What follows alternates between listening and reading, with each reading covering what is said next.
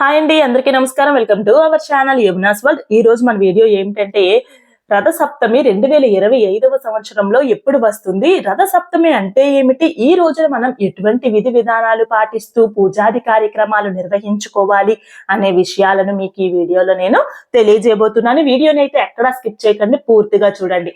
ముందుగా నా నుంచి ఒకే ఒక రిక్వెస్ట్ అండి, దయచేసి ఛానల్ ని సబ్స్క్రైబ్ చేసుకోండి. ప్రతి వీడియోని కూడా పూర్తిగా చూస్తున్నారు కానీ సబ్స్క్రైబ్ చేయడం లేదు, లైక్ చేయడం లేదు. మీరు ఇచ్చే ఒక లైక్ నాకు చాలా సపోర్టివ్ గా అనిపిస్తుంది. ఖచ్చితంగా మీరు లైక్ చేసి సబ్స్క్రైబ్ చేసి వీడియోని అయితే ఎక్కడ స్కిప్ చేయకుండా పూర్తిగా చూడండి. వీడియోలోకి అయితే వెళ్ళిపోదాం. మాఘమాసంలో వచ్చే శుద్ధ సప్తమినే రథ సప్తమి అంటారు. అంటే సూర్య భగవానుడి పుట్టినరోజు. సూర్యుడు 7 అశ్వాలతో కూడిన రథం ఎక్కి వస్తాడన్నది మనకు తెలిసినటువంటి విషయం. మన్వంతర ప్రారంభంలో మాఘ శుద్ధ సప్తమి నాడు సూర్యుడు తొలిసారి రథాన్ని అధిరోహించి భూమిపై అవతరించాడట. అందుకే రథ సప్తమిని పవిత్రమైన రోజుగా భావిస్తారు హిందువులు. రథ సప్తమిని సూర్య జయంతి, భాను సప్తమి, మహాసప్తమి, భీష్మ సప్తమి అని కూడా పిలుస్తూ ఉంటారు. సూర్య భగవానుడి జన్మించిన రోజునే రథ సప్తమిగా జరుపుకుంటాము.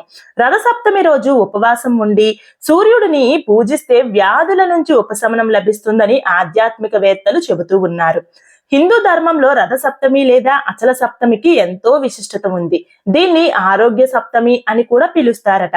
మాఘ మాసంలో శుక్ల పక్షంలో వచ్చే సప్తమి తిథి 2025వ సంవత్సరంలో ఫిబ్రవరి 4వ తారీఖు మంగళవారం ఉదయం 4:37 ప్రారంభమయ్యి మరుసటి రోజు అంటే ఫిబ్రవరి 5వ తారీఖు బుధవారం నాడు 2:30 ముగుస్తుంది.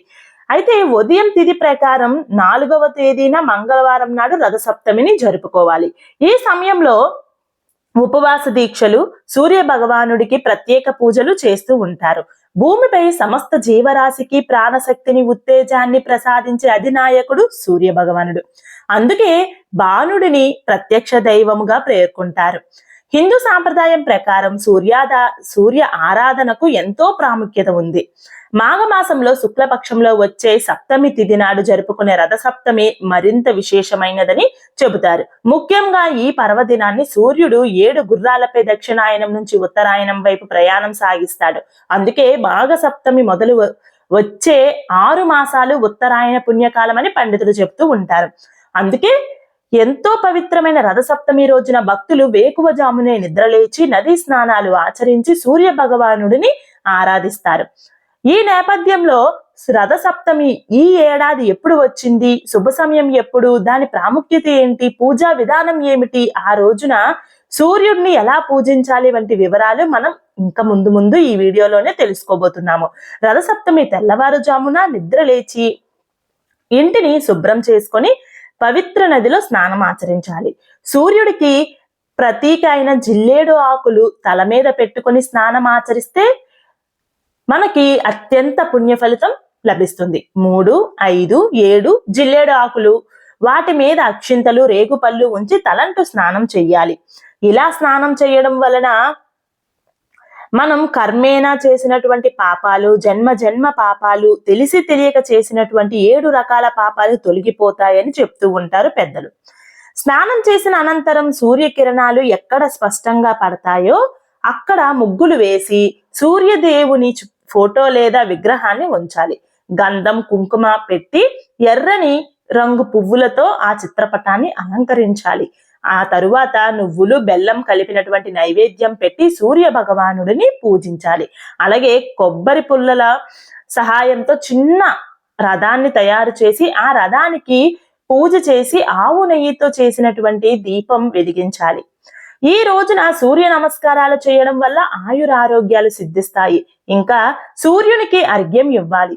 ఆదిత్య హృదయం పారాయణ చేయడం చాలా చాలా మంచిది. చక్కెర పొంగలిని నైవేద్యంగా సమర్పించాలి. చిక్కుడు ఆకులతోనూ సూర్య భగవానుడికి ఈ ప్రసాదాన్ని నైవేద్యంగా సమర్పిస్తూ ఉంటారు. చిక్కుడు ఆకులలో పెట్టి ప్రసాదాన్ని సమర్పించాలి.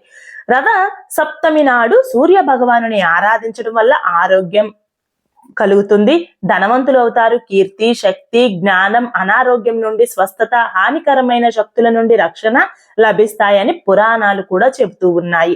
హిందూ పురాణాల ప్రకారం కశ్యప మహాముని అదితీదేవి దంపతులకు సూర్య భగవానుడు జన్మించాడు. ఆయన పుట్టిన రోజునే రథసప్తమిగా జరుపుకుంటారు. ఈ రోజున ప్రవహించే నదిలో స్నానం చేయడం వలన విశేషమైనటువంటి ప్రయోజనాలు కలుగుతాయి. ఈ పవిత్రమైన రోజున తలపై 7 జిల్లేడు ఆకులను ఉంచుకొని నీటితో తల స్నానం చేస్తే 7 జన్మల పాపాలు తొలగిపోతాయని చెబుతూ ఉంటారు పండితులు. అంతేకాకుండా రథసప్తమి నాడు సూర్యదేవుణ్ణి పూజించడం వలన దాన ధర్మాలు చేయడం వలన కోరిన కోరికలన్నీ కూడా నెరవేరుతాయి.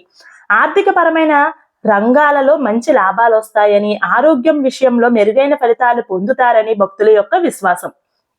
అందుకే రథసప్తమి రోజు సూర్య దేవాలయాల్లో ప్రత్యేక పూజలు నిర్వహిస్తారు.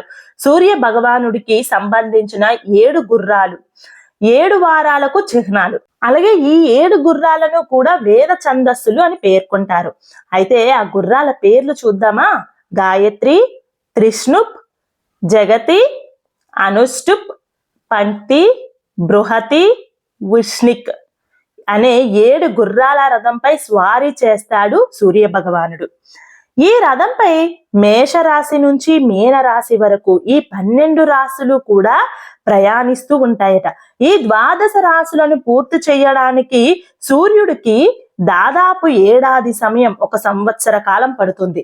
సూర్యుడు రథంపై ఎక్కి సాగించే ప్రయాణం రథసప్తమి రోజు నుంచే మొదలవుతుంది.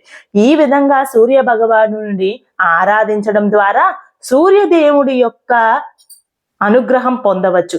సూర్యదేవుడు భక్తులకు మంచి ఆరోగ్యాన్ని, దీర్ఘాయువును ప్రసాదిస్తాడని హిందువుల యొక్క నమ్మకం.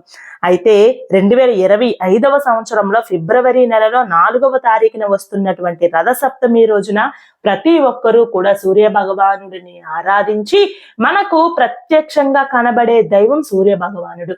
ఆ దైవాన్ని భక్తి శ్రద్ధలతో పూజించి ఆదిత్య హృదయాన్ని చదువుకోవడం, స్వామివారి యొక్క సూర్య నమస్కారాలు తెల్లవారుజామునే చెయ్యడము, పూజాది కార్యక్రమాలు, బెల్లం నువ్వులతో కలిపినటువంటి నైవేద్యం, ఇలా తీపి పొంగలి నైవేద్యం, ఇవన్నిటినీ కూడా వీలైనంత వరకు ఎవరి శక్తి మేరకు వాళ్ళు చేసుకుని స్వామివారికి నివేదన చేసి ఆరాధించి స్వామివారి యొక్క కృపకు పాత్రులు కాగలరు అనే ఉద్దేశంతో మీకు ముందుగానే ఈ వీడియోని అందించడం జరుగుతుంది. మీ అందరికీ కూడా రథసప్తమి ఎప్పుడు వస్తుంది అనే విషయాన్ని ఒక 20 రోజులు ముందుగానే మీకు తెలియజేస్తున్నాము. కాబట్టి ప్రతి ఒక్కరూ కూడా చక్కగా చేసుకొని స్వామివారి యొక్క అనుగ్రహం పొందుతారని మనస్ఫూర్తిగా కోరుకుంటూ మరొక మంచి వీడియోతో మీ ముందుకు వస్తుంది మీ యమున. నమస్కారం.